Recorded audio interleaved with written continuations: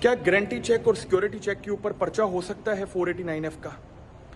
मैं काला नजर आ रहा हूं, बाहर जाकर वीडियो बनाता हूं। अब थोड़ा बेहतर दिख रहा हूं। मामला यह है कि मेरे पास एक केस आया जिसमें एक चेक के पीछे सिक्योरिटी लिखा गया था, बल्कि गारंटी लिखा गया था और चेक सिक्योरिटी के तौर पर दिया गया था।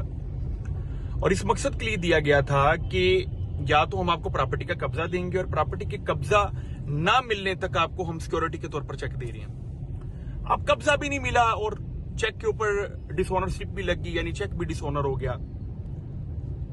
वो 2-4 वकला के पास जब वो बंदा गया तो उन्होंने ये कहा, जी पीछे सिक्योरिटी और गारंटी लिखा हुआ है, इसके ऊपर तो पर्चा नहीं होना। थाने में गया, थाने वालों ने कहा पर्चा नहीं होना। केस आ गया हमारे पास, हमने एक रिट पिटीशन फाइल की और उस रिट पिटीशन के अंदर जब हम कोर्ट में गए तो जनाबे वाला जज साहब ने कहा, जी ये तो सिक्योरिटी का चेक है, इसमें पर्चा नहीं होना। मैंने कहा, जनाबे वाला मैं थोड़ी सी रिसर्च करके आया हूं, मैं आपके सामने रखूंगा। और जज साहब ने उसको बड़ा अप्रिशिएट किया। अब वो रिसर्च क्या है मैं आप दोस्तों के साथ शेयर करूंगा, ताकि कभी भी आपके चेक के पीछे कोई भी चीज गारंटी या सिक्योरिटी के तौर पर लिखी भी गई है तो आपने देखना है कि किस तरह आपकी वो डेफिनेशन ऑफ 489F पीपीसी के अंदर फॉल करता है। 489F जो है पीपीसी की जो सेक्शन है उसके अंदर लिखा गया, however dishonestly issues a cheque for repayment of loan और फुलफिलमेंट ऑफ एन ऑब्लिगेशन। ये दो चीजें आ गई, या तो उसने पैसे वापस करने थे तो चेक दिया, या कोई ऑब्लिगेशन की फुलफिलमेंट होनी थी, यानी कोई काम था जो पूरा होना था और उस काम के इवज वो चेक दिया गया। अब मेरा जो मामला था वो इस डेफिनेशन के दूसरे हिस्से में आ रहा था। होता यह है कि जजेस अमूमी तौर पर डेफिनेशन के पहले हिस्से पर गौर कर रहे होते हैं कि रीपेमेंट ऑफ लोन की, जी पैसे वापस करने थे कि नहीं।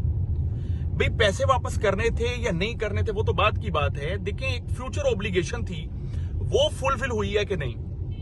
जब रिसर्च हमने की तो पता लगा कि एक जजमेंट हाईकोर्ट में पास हुई थी और वो जजमेंट ये थी जिसका रेफरेंस है 2013 PCRLJ पेज नंबर 400।